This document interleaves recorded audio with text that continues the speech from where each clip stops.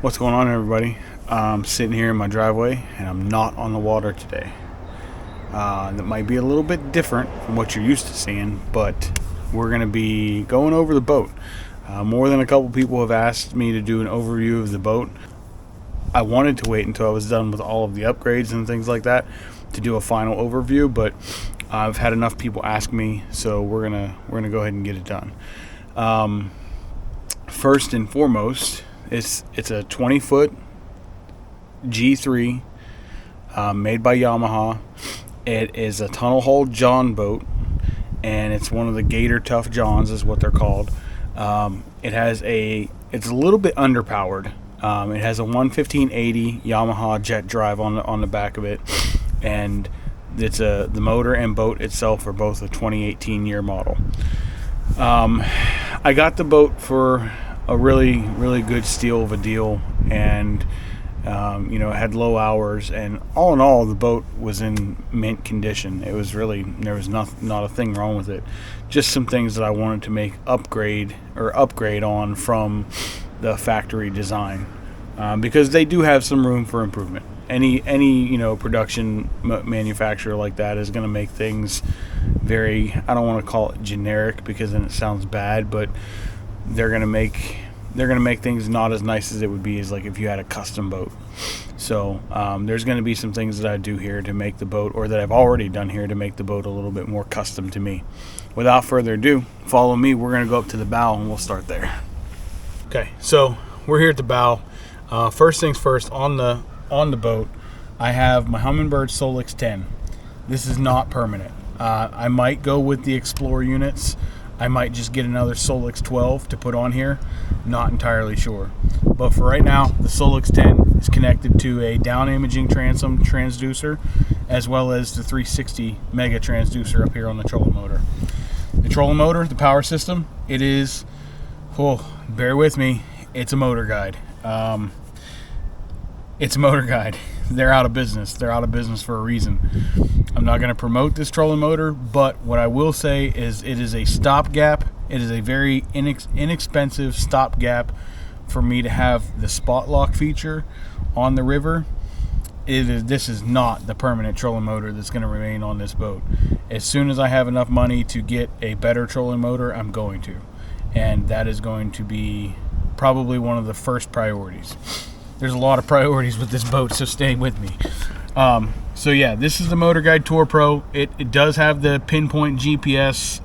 It does, for the most part, work. It likes to, anybody that's a Motor Guide user knows that these things kind of have like the Motor Guide rock is what they're called. It does do that for sometimes, and you have to mess with it to get it to do what you want it to do. But I put the myself and Trey Leach, mostly Trey Leach, put the recessed trolling motor tray in right here. So that was one thing that I had to do to save my legs and my back. One of the things, if you look here, I put a Marine Co. trolling motor plug. That's how I plug my trolling motor in and give it power. I don't leave it hardwired. And then I also put a Yak Attack lock and load base with a lock and load mount up here, so I could run a camera system if I wanted to, if I'm up here talking about stuff. So another big priority of mine is I have to get some EVA foam on this deck. This is a very abrasive deck. It's designed to be non-slip, and as much as it's non-slip and it does work, it plays hell on the back of your rods on the handle grips. It causes them to get a lot of like abrasiveness on the back, and then it just cuts up your hands. So we got to get some EVA foam on the deck for sure. You're looking at this right now. You're looking at this area right here. This is my Lakewood tackle pedestal pile. And what it basically is this thing is just a way to put your baits that you're going to use a lot. What I have in here is I have my swim baits and my glide baits in here.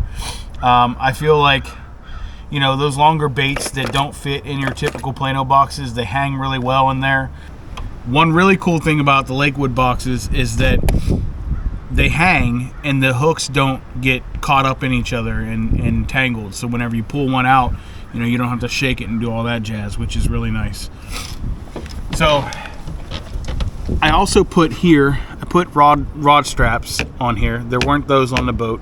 That's important because I don't want to have to dig in my rod lockers every time that I run up and down the river. So I want to have rods laying on the deck, and you know, I also don't want to lose rods off the deck whenever I'm running up the river. So key part was doing that. Come back here and we'll look at one of the tackle boxes, right? So this is where all of my Lakewood stuff is at right now, right? So I have my Lakewood tackle box. I have a couple of 3600 boxes of terminal tackle sitting on top of it, but I want to show you the interior guts of this box, which is really nice because it saves me from having a bunch of different Plano boxes. All of my baits are lined up. All of my baits are lined up. I can pull one out, not get caught on anything. I can put it back in there, not getting caught on anything. All my spinner baits are over here, separated, and then I have things that aren't designed to hang.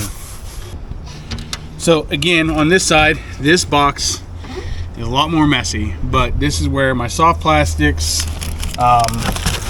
among other things, all go in here. And then it's really just kind of a catch-all compartment. One of the things with this box is there's a lot of I'm in and out of it all the time.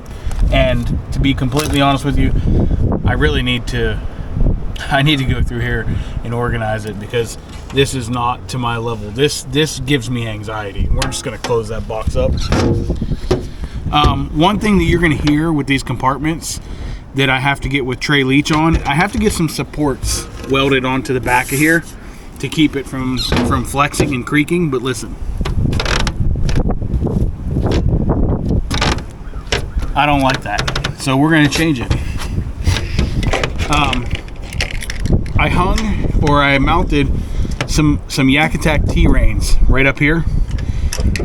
This allows me to pull out my pliers, and they're on a retractable cord. I also have a pair of cutters on this side, and I have some on the other side too, just to have pairs of cutters on both sides. In here I have my rod lockers, right? I have one of these on each side. We're only going to open up one because I don't have to move all the rods from the other side. But this is my rod locker. Inside, I could put a lot of rods in here. Now, I used to not be able to because this used to be covered and there was only four singular rod tube holes. G3, that was a bad design. I couldn't even fit a 6'6" rod inside those rod tubes. So I cut them out, and that was one of the first things I did. That way I could at least put my rods in here and lock them up. Okay, so this is where I drive the boat from, right? Obviously. So underneath here, the previous owner put a tray, and that tray is kind of cool because that's where I run my battery for my fish finder. Okay, and I also will tend to put like my wallet and other stuff right there when I'm out here. Some of this is going to change in the near future. One of the things that I want to do with this boat, one of the things that's going to happen for sure, is I'm going to have a nozzle put on the back of this motor. I talked to the folks from Rockproof, and I'm going to have one of their nozzles put on my motor because it's going to enhance my steering a lot. And that is a critical component of what I need to have done for this boat because it's underpowered. It's underpowered, and an underpowered boat with bad steering is just not good. So to enhance my steering, to make my steering a lot better than it is, we're going to have the nozzle put on there, which is going to put the motor into a fixed position, and then it's going to give me a little bit better steering because it's not going to be as much travel with the steering wheel. But we'll get to that. So some of this might stay the same, but some of it's 100% going to change. Another big change that's going to happen here, this plastic piece of the console up here is going to be removed. I'm going to remove it, and I'm going to have the gauges moved down here on either side of the steering wheel. The reason I'm going to do that is because right where that plastic center console was at, I'm going to have a fish finder put there. The fuel gauge is obviously important. You want to know how much fuel you have.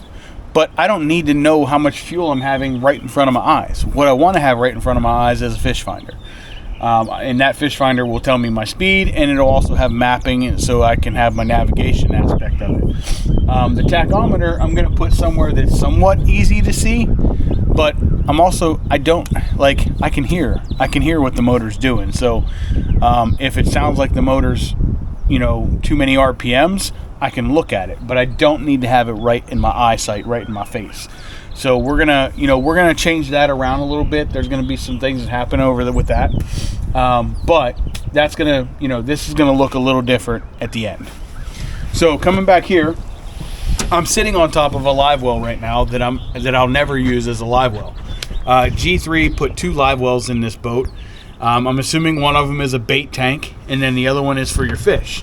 So here's the live well for the fish. Again, I'm never going to use it because we're not allowed to keep our fish on the Susquehanna River. Likewise, I'm never going to go catfishing, so I'm never going to have to worry about using this live well either. But we're going to take a look inside. So inside of here, I have some of the important things that I need to have: my toolboxes, my kits, and my rope and my anchor and replacement props and stuff like that. And I also have a safety throw in underneath of there too. I'll use another safety throw. I'll have another safety throw that I take with me on the boat whenever I have clients out, but that's not going to go out with me all the time because I have to have it whenever I'm taking clients out, and I have to have one on the boat all the time whenever I'm just fishing. But when I have clients on the boat, I have to have the safety throw readily available, so it will be. You guys often see my net cam videos, and this is the net that I use it with. I put a little mount on there, and that's how I do it. It's a really fun angle to shoot. It's a really fun angle to edit, slow down, and put some slow motion to it. It really, really is nice. I enjoy doing it. One thing I will do whenever I get the EVA foam deck or EVA foam deck mat, I'm not going to do it down here. I don't need to. I only need it up on the decks. So I'm not going to worry about doing it down here. So I'll probably get something to try to match this color, and which is the same color as the rest of the boat. So that'll be what happens with that.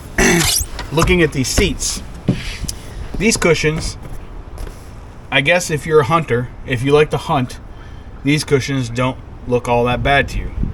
I think these cushions are stupid. I don't like one. I will never ever been a mossy oak fan. I've always found that their camouflage is just terrible. Hate me if you want to, but I don't like that. Their camouflage has always been crap.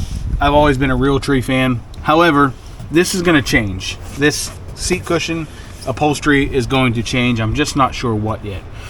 This is kind of like a personal compartment that I put stuff. Like I have safety kits in here. I have dude wipes. I have gloves. I have lights. I have leader material. I have bungee cords. I just a bunch of odds and ends inside of there. And then the same compartment is on the other side. Come around, I'll show you. In this compartment, I have a safety throw for somebody who may fall out of the boat. I also have some Windrider rain gear that Windrider has supplied me for my clients to wear. These rain jackets, I have a couple different sizes. They're designed for clients, and Windrider supplied them to me for my clients to use. And anybody that gets on my boat and pays me money to take them fishing is going to have the ability to put on some Windrider, some premium rain gear if the weather would change and get bad. The only other compartment we have back here is the fuel compartment. I'm not going to focus too much on the fuel compartment because who wants to see a fuel tank, right?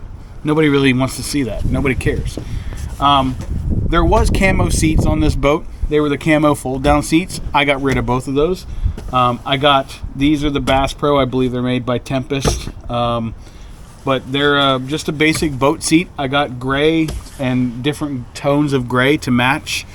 It wasn't really anything that, like, I'm not looking at it like, oh my God, I had to have this color. Like, it was just what was available that I could all get matching. And then I also have a pedestal seat for the back, and I also have a pedestal seat for the front. So let's look at the motor and the steering, and we're going to talk a little bit more about that nozzle jet.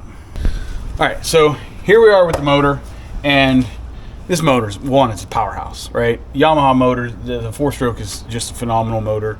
It's known to be in the industry to, you know, really be a reliable and fantastic motor. But if we look down here, so this is the reverse gate and everything like that for your jet pump.